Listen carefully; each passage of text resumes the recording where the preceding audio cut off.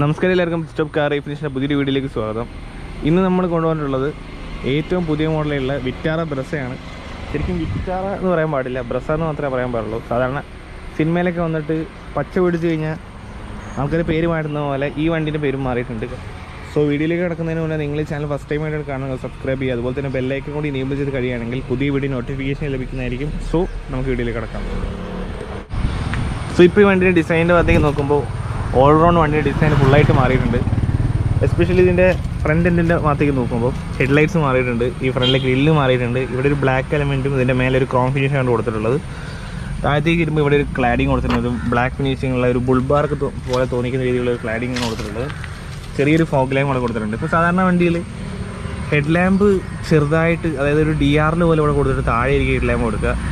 ആ ഒരു കാര്യത്തിൽ നിന്ന് ഈ വണ്ടിക്ക് ഡിഫറൻസ് ഉണ്ട്. അതുകൊണ്ട് എന്തായാലും ആ ഡിസൈൻ ലാംഗ്വേജിന് ഞാൻ ഒന്ന് റെസ്പെക്റ്റ് ചെയ്യുന്നു. കാരണം ആ ഒരു കൾട്ടായിട്ടുള്ള ഒരു ഡിസൈൻ പോയിട്ട് ഒരു എല്ലാ വണ്ടികളും താഴത്തേക്ക് ഹെഡ്ലൈറ്റ് ആയിട്ട് മേലെ മാത്രം DRL ആയിട്ട് അതെനിക്ക് തീരെ ഇഷ്ടപ്പെട്ടിട്ടില്ല.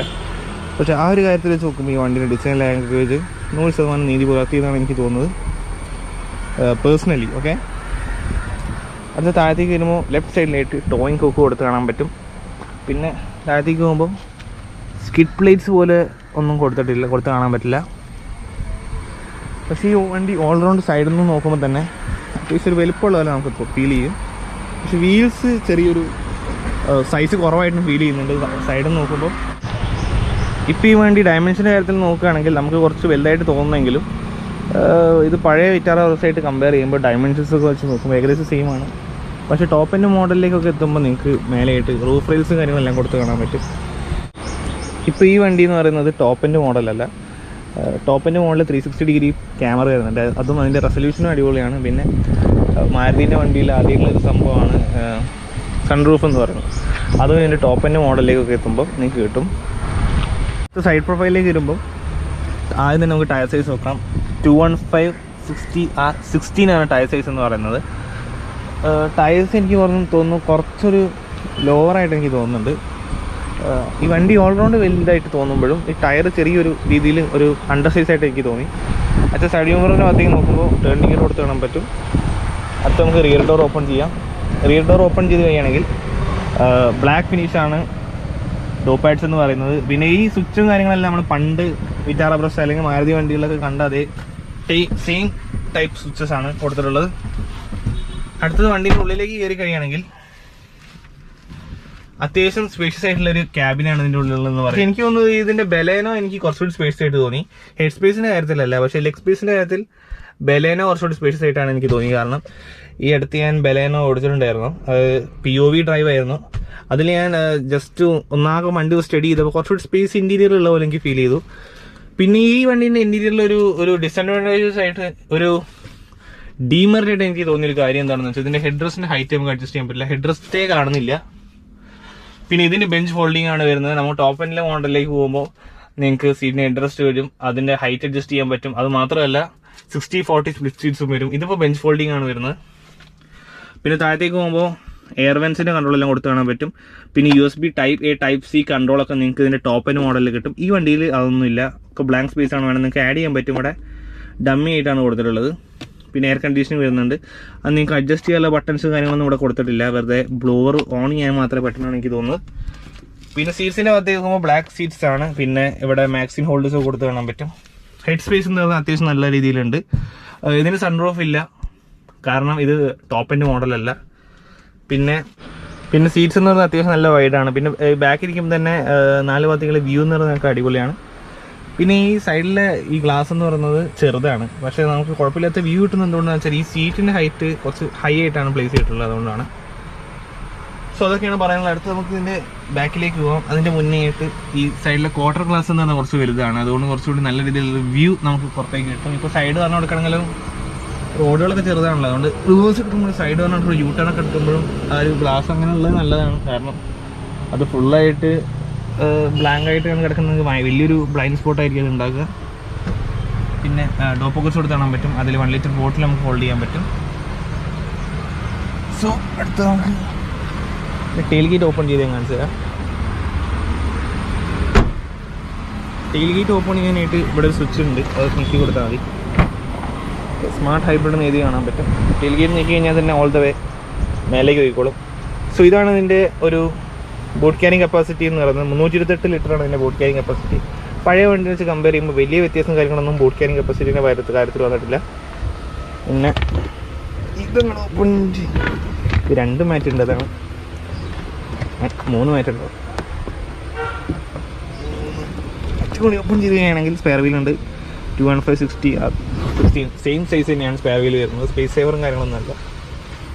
പിന്നെ അറൗണ്ട് ഫ്ലാറ്റ് ആയിട്ട് നമുക്ക് കിട്ടും. ഇത് ഫോൾഡ് ചെയ്ത് കഴിയുകയാണെങ്കിൽ നമുക്ക് ക്ലോസ് ചെയ്യാം. അതിൻ്റെ മുന്നേ ആയിട്ട് ഇത് ടോപ്പിൻ്റെ അല്ലെങ്കിൽ നമുക്ക് ക്യാമറ വരുന്നുണ്ട്. പിന്നെ പാർക്കിംഗ് സെൻസേഴ്സും കാര്യങ്ങളെല്ലാം വരുന്നുണ്ട്.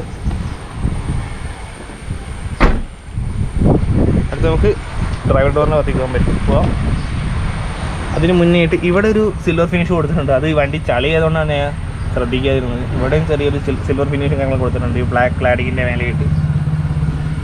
അടുത്ത് ഡോർ ഓപ്പൺ ചെയ്ത് കഴിയുകയാണെങ്കിൽ പണ്ടത്തെ സ്വിഫ്റ്റിൻ്റെ ഒരുവിധ വണ്ടികൾ നിങ്ങൾ ഒരു 10 കൊല്ലം മുമ്പുള്ള 15 കൊല്ലം മുമ്പുള്ള യൂസ് ചെയ്യുന്നുണ്ട് അതേ സെയിം സ്വിച്ചസും കാര്യങ്ങളെല്ലാം ഈ വണ്ടിയിൽ യൂസ് ചെയ്തിട്ടുള്ളത്. പവർ വിൻഡോൻ്റെ കൺട്രോൾ ആയാലും അതുപോലെ തന്നെ ഈ ഒരു പവർ ഡോർ ലോക്കിൻ്റെ കൺട്രോളുകളായാലും എല്ലാം അങ്ങനെയാണ്. പിന്നെ ഇവിടെ സൈഡ് മിറർ അഡ്ജസ്റ്റ് എല്ലാം പഴയ സാധനമാണ്. ഈ ഡോർ പാഡ് അടക്കം പഴയതാണെന്നാണ് എനിക്ക് തോന്നുന്നത്. അല്ല, ഡിസൈൻ മാറിയിട്ടുണ്ട്. അത് കഴിഞ്ഞിട്ട് സീറ്റ്സിൻ്റെ ഭാഗത്തേക്ക് നോക്കുമ്പോൾ സീറ്റ്സിൻ്റെ കുഷ്യൻ എന്ന് പറയുന്നത് സോഫ്റ്റാണ്. ഇവിടെയൊക്കെ കുഴപ്പമില്ല, പക്ഷേ ഈ ഒരു ഭാഗത്തേക്കൊക്കെ വരുമ്പോൾ കുറച്ച് സോഫ്റ്റാണ്. അതുകൊണ്ട് തന്നെ ലോങ് ജേണിക്ക് അത്ര ഭയങ്കര ഒരു കംഫർട്ടബിൾ ആയിട്ട് തോന്നുന്നില്ല എനിക്ക്. അടുത്ത വണ്ടിയിനുള്ളിൽ കയറി കഴിയുകയാണെങ്കിൽ ഇവിടെയായിട്ട് ഒരുപാട് സ്വിച്ചസ് എടുത്ത് കാണാൻ പറ്റും. ഇതിൽ കൂടുതൽ സ്വിച്ചസ് നമുക്ക് ടോപ്പിൻ്റെ മോഡലിലേക്ക് എത്തുമ്പോൾ കാണാൻ പറ്റും. ഇതിലിപ്പോൾ ബേസിക്കലിയുള്ള സ്വിച്ചസ് കാര്യങ്ങളൊക്കെ തന്നെയാണ്. ട്രാക്ഷൻ കൺട്രോൾ ഓഫ് ആക്കുന്നതും പിന്നെ ഹെഡ്ലൈറ്റ് ലെവലിംഗ് ഒക്കെയാണ് അവിടെ കൊടുത്തിട്ടുള്ളത്. അടുത്തത് ഇപ്പോൾ നമ്മൾ ഈ വണ്ടിയിൽ പുതിയ വിറ്റാറയുടെ ഉള്ളിലാണ് ഇരിക്കുന്നത്. ഇപ്പോൾ എൻ്റെ സ്റ്റാറിംഗ് വീലിൻ്റെ ഭാഗത്തേക്ക് നോക്കുമ്പോൾ ഫ്ലാറ്റ് ബോട്ടമാണ്. സ്റ്റാറിംഗ് വീലും ഒന്നുമില്ല. ആ ഒരു നമ്മളൊരു പൈസ കൊടുത്ത് വണ്ടി വാങ്ങിയിട്ട് ഇങ്ങനെ നോക്കുമ്പോൾ ഒരു, അല്ലെങ്കിൽ നിങ്ങൾ ഇതിന് മുന്നേ വേറൊരു വണ്ടിയൊക്കെ ഓടിച്ചിട്ട് ഇങ്ങനെ നോക്കുമ്പോൾ ഒരു ഗ്ലൂമി ആയി കിടക്കും. കാരണം സ്റ്റാറിംഗ് വീലിന് കൊണ്ട് ഒരു ഫീച്ചേഴ്സും കാര്യങ്ങളും കൊടുത്തിട്ടില്ല. കാരണം ഇത് ബേസ് മോഡൽ ആയതുകൊണ്ടാണ്. ഇനി ഞാൻ അങ്ങനെ ബേസ് മോഡൽ എന്ന് പറയുന്നില്ല, ഇത് ബേസ് മോഡലാണ്. അതുകൊണ്ട് ഒരുവിധം ഫീച്ചേഴ്സും കാര്യങ്ങളൊന്നും ഉണ്ടാവില്ല. പിന്നെ ഇവിടെ ഇങ്ങനത്തെ ഒരു സ്ക്രീൻ അല്ല നമുക്ക് ടോപ്പ് ആൻഡ് മോഡലിലേക്ക് എത്തുമ്പോൾ കിട്ടുക. പിന്നെ ഈ സ്വിച്ചസും കാര്യങ്ങളൊന്നും ഇങ്ങനത്തെ അല്ല. ഇതിപ്പോൾ ഒരു ക്വാളിറ്റി ഇല്ലാത്ത രീതിയിലാണ് കൊടുത്തിട്ടുള്ളത്. പിന്നെ എൻ്റെ ടോപ്പ് ആൻഡ് മോഡലിലേക്ക് എത്തിയാലും പ്ലാസ്റ്റിക്സ് ഒക്കെ ഭയങ്കര ഹാർഡ് തന്നെയാണ് യൂസ് ചെയ്തിട്ടുള്ളത്. അടുത്ത ഈ ഒരു ടച്ച് സ്ക്രീൻ ഇൻഫോർടൈൻമെന്റ് സിസ്റ്റം എപ്പോഴും മാറിപ്പോകും. കാരണം ഇൻഫോർടൈൻമെന്റ് സിസ്റ്റം അല്ല, ഇൻസ്ട്രുമെന്റ് ക്ലസ്റ്റർ ആണെന്ന് പറയാൻ പോകുന്നത്. ചാവി വണ്ടീൻ്റെ പുറത്തുള്ളത്. ഓക്കെ, സോ വണ്ടി സ്റ്റാർട്ട് ചെയ്ത് കഴിയുകയാണെങ്കിൽ ഇൻസ്ട്രുമെന്റ് ക്ലസ്റ്റർ കാണാൻ പറ്റും. വണ്ടി സ്റ്റാർട്ട് ചെയ്യേണ്ട കീ ഓൺ ആക്കിയാൽ മതി. ഓക്കെ, ലെഫ്റ്റ് സൈഡിലായിട്ട് ടാക്കോമീറ്റർ കൊടുത്ത് കാണാൻ പറ്റും. റൈറ്റ് സൈഡിലായിട്ട് സ്പീഡോമീറ്റർ കൊടുത്ത് കാണാൻ പറ്റും. അവിടെ സ്മാർട്ട് ഹൈബ്രിഡിന് കൊടുത്തിട്ടുണ്ട്. പിന്നെ ഈ സെൻറ്ററിൽ കാണുന്ന ഒരു ഡിജിറ്റൽ കൺസോളാണ്. അതിൽ നമുക്ക് ഫ്യൂവൽ, റേഞ്ച്, പിന്നെ ആവറേജ് മൈലേജ് അങ്ങനത്തെ കാര്യങ്ങളും കൊടുത്തിട്ടുള്ളൂ. റൈറ്റ് സൈഡിലായിട്ട് ഈ ഒരു ഭാഗത്തായിട്ട് നമുക്ക് ടെമ്പറേച്ചർ മീറ്റർ കൊടുത്തിട്ടുണ്ട്. പിന്നെ ബാറ്ററീൻ്റെ വാണിംഗ് ആണ് അവിടെ കൊടുത്തിട്ടുള്ളത്. പിന്നെ ബാറ്ററി ചാർജറാണ് കൊടുത്തിട്ടുള്ളത്. പിന്നെ ബാക്കിൽ ഇരിക്കുന്ന ആൾക്ക്, അത് റൈറ്റ് സൈഡ് ഡ്രൈവർ സൈഡിൻ്റെ ബാക്കിൽ ഇരിക്കുന്ന ആൾക്ക് ഒരു പ്രശ്നമുണ്ട്. അതെന്താണെന്ന് ഞാൻ നേരത്തെ പറഞ്ഞില്ല. ഇവിടെ താഴേക്ക് നമ്മുടെ ഹൈബ്രിഡിൻ്റെ ബാറ്ററി ബൾജായി നിൽക്കും. അതായത് കുറച്ചൊന്ന് ബാക്കോട്ടായിട്ട് നിൽക്കും. അതുകൊണ്ട് തന്നെ ബാക്കിൽ ഇരിക്കുന്ന ആൾക്ക് ചെറിയൊരു അൺകംഫർട്ട്നെസ് ഉണ്ടാവും. അതെന്താണെന്ന് വെച്ചാൽ നമ്മുടെ ഹൈബ്രിഡിൻ്റെ ബാറ്ററിയാണ്. ഈ വണ്ടിയിൽ ഇപ്പോൾ ഫീച്ചേഴ്സിനെ കുറിച്ച് സംസാരിക്കുമ്പോൾ കാര്യമായിട്ട് പറയാൻ മാത്രം ഫീച്ചേഴ്സ് ഒന്നും ഇല്ല. ബേസ് മോഡലാണ്. പിന്നെ ഞാൻ ബേസ് മോഡൽ എന്ന് പറയുന്നത്.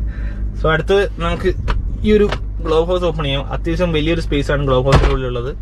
പിന്നെ ഇവിടെയൊക്കെ ഫുള്ളൊരു ബ്ലാക്ക് ഫിനിഷാണ്. ചെറിയൊരു ക്രോമൊക്കെ എവിടെയെങ്കിലൊക്കെ ആഡ് ചെയ്യാൻ പറ്റുമെന്ന് എനിക്ക് തോന്നി. കാരണം ഇത് അത്രയും ഒരു ഗ്ലൂമി ആയിട്ടാണ് ഇതിൻ്റെ ഇൻറ്റീരിയർ ഉള്ളത്. ഇത് ബേസ് മോഡലാണ്, നമ്മൾ അറിയിക്കുകയാണ് ഓരോ കാര്യത്തിലും. പിന്നെ ഇവിടെ ആയിട്ട് സൺവൈസർ കൊടുത്തിട്ടുണ്ട്. അതിൽ ചെറിയൊരു സ്പേസ് കൊടുത്തിട്ടുണ്ട് നമുക്ക് സാധനങ്ങൾ വെക്കാൻ വേണ്ടിയിട്ട്, അല്ല ഹോൾഡ് ചെയ്ത് വെക്കാൻ വേണ്ടിയിട്ട്. പിന്നെ ഇവിടെ ഒരു സൺവൈസർ കൊടുത്തിട്ടുണ്ട്. അവിടെ മിററൊന്നുമില്ല. ഹാൻഡിൽ കൊടുത്തിട്ടുണ്ട്. ടോപ്പിലായിട്ട് ഇൻറ്റീരിയർ റൂം ക്യാബിൻ ലൈറ്റ് കൊടുത്തിട്ടുണ്ട്. അതൊക്കെയാണ് ഇതിൻ്റെ ഇൻറ്റീരിയറിനെ കുറിച്ച് പറയുമ്പോൾ. പിന്നെ ഈ ഒരു സെൻറ്റർ ഭാഗത്തേക്ക് പോകുമ്പോൾ, സെൻറ്റർ കൺസോളിൻ്റെ അവിടെ പോകുമ്പോൾ 5 സ്പീഡ് മാനുവൽ ട്രാൻസ്മിഷനും ഉണ്ട്. അതുപോലെ തന്നെ 6 സ്പീഡ് ഓട്ടോമാറ്റിക്കും ഉണ്ട്. ഈ 2 പെട്രോൾ ആണെങ്കിലും ഈ ഇപ്പം മാനുവൽ ആണെങ്കിലും അതുപോലെ തന്നെ ഓട്ടോമാറ്റിക് ആണെങ്കിലും പവറിൻ്റെ കാര്യത്തിലൊക്കെ വെച്ച് നോക്കുമ്പോൾ വലിയ വ്യത്യാസമൊന്നുമില്ല. രണ്ടും വലിയ പവറുള്ള വണ്ടികളൊന്നും അല്ല. ആക്സിഡന്റ് കൊടുത്തു കഴിഞ്ഞാൽ മെല്ലെ അതിൻ്റെതായിട്ടുള്ള സമയത്തിലെ അത് നീങ്ങുള്ളൂ. നമ്മൾ എന്താ പറയുക, നമ്മുടെ ചില ഫ്രണ്ട്സ് ഒക്കെ ഉണ്ടാവില്ലേ, എന്ത് പറഞ്ഞാലും ഒരു ട്യൂബ് ലൈറ്റ് ആയിട്ടുള്ള അതേപോലെ തന്നെയാണ് ഇതിന്റെ ഒരു പവർ എന്ന് പറയുന്നത്. മെല്ലെ കയറി പോകുള്ളൂ. അതുപോലെ തന്നെ ജംഗ്ഷനിലും കാര്യങ്ങളെല്ലാം നമ്മൾ ഒരുപാട് സമയം നിർത്തി കഴിയുകയാണെങ്കിൽ വണ്ടി താനെ ഓഫ് ആവും. പിന്നെ നമുക്ക് എടുക്കേണ്ട സമയത്ത് വണ്ടി ഓട്ടോമാറ്റിക്കലി ഓൺ ആവും. അതാണ് ഈ സ്മാർട്ട് ഹൈബ്രിഡ് എന്ന് പറയുന്നത്. പിന്നെ ഈ ഒരു ഭാഗത്തായിട്ട് ചാർജിങ് പോർട്ട് കൊടുത്തിട്ടുണ്ട്. പിന്നെ ഇവിടെ സ്റ്റോറേജ് സ്പേസ് കൊടുത്തിട്ടുണ്ട്. ഹാൻഡ് ബ്രേക്കിന്റെ റൈറ്റ് സൈഡിലായിട്ട് ഇവിടെയും സ്റ്റോറേജ് സ്പേസ് കൊടുത്തിട്ടുണ്ട്. നമുക്ക് ആംബ്രസ്റ്റ് ഒക്കെ ടോപ്പ് എൻഡ് മോഡലിലേക്ക് എത്തുമ്പോൾ കിട്ടും. അതിൻ്റെ ഉള്ളിൽ കപ്പ് ഹോൾഡറിന്റെ സ്പേസും ഉണ്ടാവും. പിന്നെ ഇവിടെയൊക്കെ ഒരുപാട് സ്വിച്ചസും കാര്യങ്ങളെല്ലാം ഉണ്ടാവും നമ്മൾ ടോപ്പ് എൻഡിലേക്ക് പോകുമ്പോൾ. പിന്നെ ഇലക്ട്രിക്കൽ അഡ്ജസ്റ്റ് ചെയ്യുന്ന വലിയൊരു സൺറൂഫ് നമുക്ക് ഉണ്ടാവും. പാനറോമിക് അല്ല, അത്യാവശ്യം കുഴപ്പമില്ലാത്ത വലുപ്പമുള്ളതാണ്. പിന്നെ അത് മാത്രമല്ല ഹെഡ്സപ്പ് ഡിസ്പ്ലേ കൂടി നിങ്ങൾക്ക് ടോപ്പ് എൻഡ് മോഡലിലേക്ക് എത്തുന്നുണ്ടാവും. പിന്നെ 360 ഡിഗ്രി പാർക്കിംഗ് ക്യാമറ ഉണ്ടാവും. അതിന്റെ റെസൊല്യൂഷനും അടിപൊളി റെസൊല്യൂഷനാണ്. അടിപൊളി റെസൊല്യൂഷൻ എന്ന് പറയുമ്പോൾ നമ്മൾ ഈ ഒരു വിലയിൽ അടിപൊളിയാണ്. പിന്നെ ഇതിന്റെ മൈലേജിനെ കുറിച്ച് സംസാരിക്കുമ്പോൾ ഏകദേശം 18 മുതൽ 20 വരെയാണ് മാനുവലിന്റെയും അതുപോലെ തന്നെ ഓട്ടോമാറ്റിക്കിന്റെയും മൈലേജ് കമ്പനി പറഞ്ഞിട്ടുള്ളത്. പിന്നെ ഈ വണ്ടിക്ക് വലിയ ഹൈറ്റും അതുപോലെ തന്നെ സസ്പെൻഷൻ അത്ര മേലെ ഒന്നും അല്ല ഇരിക്കുന്നത്. എന്നാലും ഈ വണ്ടിക്ക് അത്യാവശ്യം ബോഡി റോളും കാര്യങ്ങളെല്ലാം ഉണ്ട്. ഇതിന്റെ പണ്ടത്തെ പ്രസ് ആയാലും കുഴപ്പമില്ലാത്ത രീതിയിലൊരു ബോഡി റോളൊക്കെ നമുക്ക് ഫീൽ ചെയ്യുന്നുണ്ട്. പക്ഷെ അതിലും കുറച്ചുകൂടി കൂടുതൽ ബോഡി റോൾ എനിക്ക് ഈ വണ്ടിയിൽ ഫീൽ ചെയ്യുന്നുണ്ട്. പക്ഷെ സ്റ്റാരിങ് എന്ന് പറയുന്നത് അത്ര ടൈറ്റ് അല്ല. പക്ഷെ നോക്കുമ്പോൾ ഈ ചെറിയ സ്പീഡിൽ ലൂസായിട്ട് ഹൈ സ്പീഡിൽ ടൈറ്റ് ആകുന്ന അതേ സംഭവം തന്നെയാണ്. പക്ഷെ അത്ര അങ്ങോട്ട് ടൈറ്റ് അല്ല. അതുകൊണ്ട് തന്നെ ആ ഒരു കോൺഫിഡൻസ് നമുക്ക് കിട്ടില്ല ഹൈ സ്പീഡ് പോകുമ്പോൾ. പിന്നെ സസ്പെൻഷൻ എന്ന് പറയുന്നത് സോഫ്റ്റ് ആയിട്ടാണ് എനിക്ക് ഫീൽ ചെയ്തിട്ടുള്ളത്. അതുകൊണ്ട് തന്നെ ബംപ്സും കാര്യങ്ങളൊക്കെ വരുമ്പോൾ എല്ലാം അബ്സോർബ് ചെയ്യും. പക്ഷെ ലോങ് ജേണിയിൽ പോകുമ്പോൾ അത് അത്രത്തോളം ഒരു എഫക്റ്റീവ് ആയിരിക്കില്ല. പിന്നെ ഈ വണ്ടി എനിക്ക് തോന്നുന്നു ഇത്ര വലുപ്പമുള്ളതാണെങ്കിലും സിറ്റിയിലേക്കാണ് യൂസ് ചെയ്തിട്ടുള്ളതാണ്. കാരണം ഇതിന്റെ ഗിയറും അതുപോലെ തന്നെ ക്ലച്ചൊക്കെ അത്രയും സ്മൂത്താണ്, ഇത്രയും സോഫ്റ്റ് കൂടിയാണ്. നമ്മളിപ്പോൾ ജംഗ്ഷനിലൊക്കെ പോവുകയാണെങ്കിൽ സെക്കൻഡ് ഫസ്റ്റ് ഇങ്ങനെ മാറിയിട്ട് കളിക്കണ്ടേ. നമ്മൾ ഫസ്റ്റിലിട്ട് സെക്കൻഡിലിട്ട് ബ്ലോക്ക് മാറി പോകുമ്പോൾ പിന്നെ ബ്ലോക്ക് അങ്ങനെയൊക്കെ കളിക്കുന്ന സമയത്ത് ഒരു നല്ലൊരു കാര്യമാണ്. പിന്നെ ഈ വണ്ടിയിൽ വരുന്ന ഫീച്ചേഴ്സും കാര്യങ്ങളെല്ലാം അതിന്റെ ലിസ്റ്റിൽ കൊടുക്കാം. അടുത്തത് നിങ്ങൾ ഈ വണ്ടി വാങ്ങണോ വാങ്ങണ്ടേ എന്നുള്ളൊരു ചോദ്യമാണ്. ഈ വണ്ടി വാങ്ങണോ എന്ന് ചോദിക്കുകയാണെങ്കിൽ നിങ്ങൾ പഴയ മോഡൽ വിറ്റാറ പ്രസ് നിങ്ങൾ ഉപയോഗിച്ചിട്ട് നിങ്ങളിപ്പോൾ ഈ വണ്ടിയിലേക്ക് വരികയാണെങ്കിൽ എന്തായാലും നിങ്ങൾക്ക് ഒരു പുതുമ ഫീൽ ചെയ്യും. കാരണം ഇന്റീരിയർ ആണെങ്കിലും എക്സ്റ്റീരിയർ ആണെങ്കിലും കംപ്ലീറ്റ്ലി പുതിയൊരു ഡിസൈനാണ് മാരുതിയും അതുപോലെ തന്നെ ടയോട്ടയും കൊണ്ടുവന്നിട്ടുള്ളത്. കാരണം രണ്ട് പേർക്കും ഈ വണ്ടി ഉണ്ട്. പിന്നെ മൈലേജിന്റെ കാര്യം നോക്കുകയാണെങ്കിൽ അത്യാവശ്യം നല്ല രീതിയിൽ മൈലേജ് തരാൻ വേണ്ടിയിട്ട് സ്മാർട്ട് ഹൈബ്രിഡ് സിസ്റ്റം ഒക്കെ യൂസ് ചെയ്തിട്ടുണ്ട്. അതുകൊണ്ട് മൈലേജിന്റെ കാര്യത്തിൽ നിങ്ങൾ പേടിക്കേണ്ട. പിന്നെ സ്പെയർ പാർട്സ് എന്തായാലും മാരുതി നമ്മൾ ഒറ്റയ്ക്ക് എല്ലാ വണ്ടിയിലും പറയുന്ന കാര്യങ്ങൾ തന്നെയാണ് ഈ വണ്ടിയിലും പറയാനുള്ളത്. കാരണം ഒരു എല്ലാ സാധനവും അഫോർഡബിളും അതുപോലെ തന്നെ എല്ലാ സർവീസും കാര്യങ്ങളും നമ്മൾ വിചാരിച്ച സമയത്ത് കിട്ടേണ്ട ഒരു രീതിയും പിന്നെ നമ്മളെയും ഒരു ട്രീറ്റ് ചെയ്യേണ്ട ഒരു രീതി ഉണ്ടല്ലോ കമ്പനിയിലൊക്കെ പോയി കഴിഞ്ഞാൽ. അതൊക്കെ വെച്ച് നോക്കുമ്പോൾ നിങ്ങൾ എന്തായാലും മാരുതി ആയിരിക്കും ചൂസ് ചെയ്യാനാണ് എനിക്ക് തോന്നുന്നത്. സോ ഇതാണ് നമ്മുടെ പിസ്റ്റോപ്പ് കാർ എഫിഷ്യൻസി റിവ്യൂ വീഡിയോ എന്ന് പറയുന്നത്. നിങ്ങൾക്ക് വീഡിയോ ഇഷ്ടപ്പെടുകയാണെങ്കിൽ ലൈക്ക് ചെയ്യാം, ഷെയർ ചെയ്യാം, അതുപോലെ തന്നെ ചാനൽ സബ്സ്ക്രൈബ് ചെയ്യാം. തൊട്ടടുത്തുള്ള ബെല്ലൈക്കൺ കൂടി ഇനേബിൾ ചെയ്ത് കഴിയുകയാണെങ്കിൽ പുതിയ വീഡിയോ നോട്ടിഫിക്കേഷൻ ലഭിക്കുന്നതായിരിക്കും. സോ നമുക്ക് അടുത്ത വീഡിയോയിൽ കാണാം.